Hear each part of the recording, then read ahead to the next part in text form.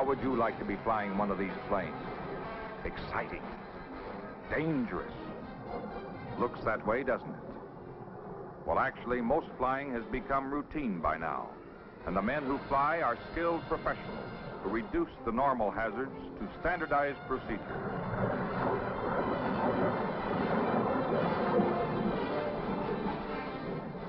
In maneuvers like these, the man and the machine are one. In the air, the pilot feels his job is relatively safe. Everything is under control. But when he gets back to Earth, conditions change. There are now new elements of danger. This is Lieutenant White, a Navy test pilot and also an engineer. Lieutenant White is a realist. In his job, he has to be. He has a healthy respect for accidents, the unforeseen, the uncontrollable. But he has an even greater respect for safety precautions, both in the air and on the ground. Nearly everyone is familiar with the safety belts used in all types of aircraft. Their effectiveness has been proven by years of testing and actual use, not just in the air, but also on the ground, where we drive or ride in that most lethal of wheeled wonders, the automobile. This, then, is a film about safety through seat belts. Lieutenant White plans to protect the lives of his family on the road. He does not expect to get into a serious accident, for he is a careful driver. But he is also a man influenced by facts, and the brutal facts about auto mortality are now painfully clear. Despite the improvements in both roads and cars, incorporating many performance and safety features, the auto accident toll in human life continues to mount, until it has now reached over 1.5 million injuries each year. And contrary to popular belief, death-dealing collisions are not all high-speed accidents. 73% of them occur at moderate speeds within a 30-mile radius of the victim's home.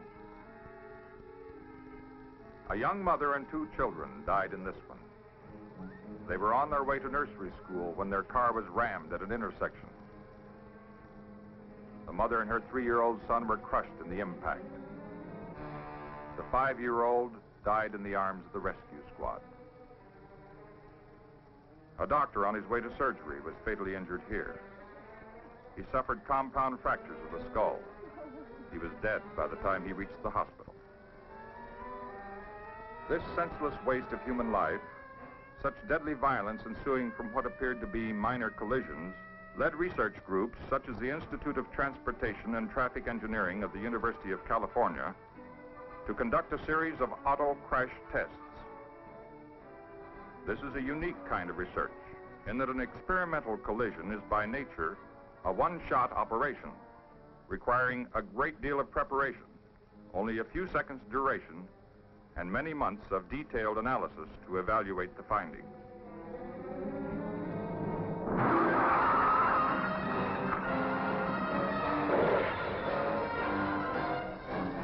The experimental vehicles and their passengers have to be expendable. Collisions are inherently dangerous, and human subjects are not easily located. Even if they were, however, there are definite advantages to using a well-engineered mechanical substitute. Anthropometric dummies are the answer, for they simulate the behavior of their human counterparts under the forces of collision. These stock cars are elaborately instrumented to collect all the data necessary for later evaluation of just what happened in their brief moments of importance before being consigned to the scrap heap. In addition to the electronic recording apparatus, cameras also record the event for study. Automatically controlled to begin functioning just 10 seconds before impact, these motion picture and still cameras record the event from all significant angles. The entire event must be under precise control at all times. An aluminum monorail guides both crash cars to a predetermined point of impact. Each crash car will be paced by a manned vehicle, carrying the recording oscillographs and other control equipment. The final 2 days are the most critical. Everything is checked and rechecked. They cannot afford any malfunctions when they have only one shot. And even so, things do go wrong. Then it is still another ordeal of checking and testing every device, every connection, until all human error has been eliminated. The countdown finally begins. All the preparation is finally concluded with a simple command. All clear. Commence run.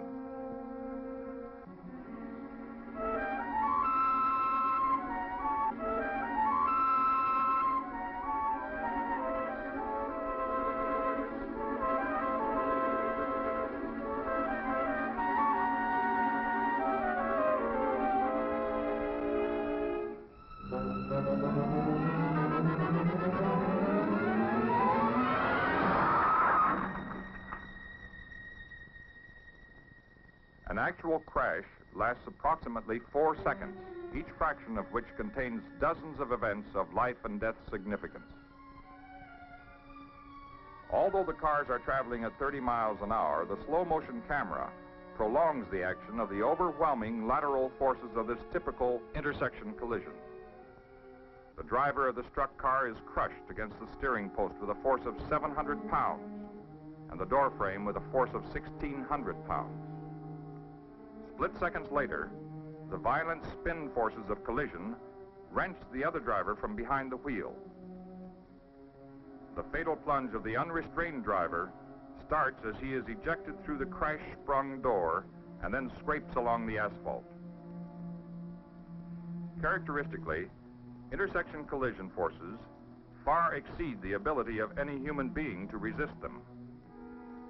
Despite these high collision forces, however, the passenger in the rear seat, although subjected to the more severe crash load of 2,000 pounds, was firmly held by a seat belt and sustained no serious injury. The side impact experiments investigated the intersection collision, one of the most prevalent types of accident. City driving involves at least 10 intersection crossings for each mile of progress, and a major decision influencing the driver's safety must be made at least every 55 seconds. Drivers become so accustomed to this routine that they lose sight of the potential consequences of a moment's inattention on the part of either driver. These 30-mile-an-hour tests were run at various positions of impact, each yielding its own specific data.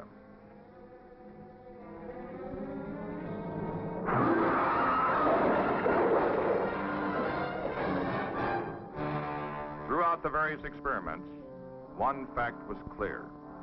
In any accident, there are really two collisions, one between the vehicles involved and another, often more serious, between the occupants and the interior of their own vehicle. The forces measured on the various parts of the body at impact were obviously far outside the limits of man's ability to control his own actions. These were precisely the kind of facts that they were after. From out of the twisted mass of steel, from out of the action-packed few milliseconds, after all safe driving practices had already been passed, when man no longer had control and was only a passenger in a lethal missile coming to a screeching halt. And after the test, there followed the patient analysis of just what happened inside this tangled wreckage. Instrumentation revealed that the driver suffered a violent beating within the car before it stopped moving. His chest was crushed against the steering column with a force of over half a ton, after which he was thrown to the passenger side where he crushed his head against the window frame. When the other car turned over, the driver was thrown against the roof, where the ragged metal carved away a portion of his face. Any of the blows he suffered could have been fatal to a human being. The rear passenger, restrained by a safety belt, sustained only minor contusions and abrasions. The moral for all who witnessed the event was pretty clear. But when you add it all up and write all the reports, what does it mean to us, the motoring public? Recent studies conclusively proved to the American Medical Association that safety belts diminish the extent of injury and definitely improve the crash victim's opportunity for survival. The National Safety Council confirms that safety belts are the most practical device available at this time to minimize accident injury during a collision. During the 7 years that the California Highway Patrol cars have been using safety belts, they are credited with saving a substantial number of officers' lives. 20 other states now require them in official cars. People keep saying that speed kills. U.S. Air Force tests have proved that it isn't the speed. It's the change in speed that can kill you.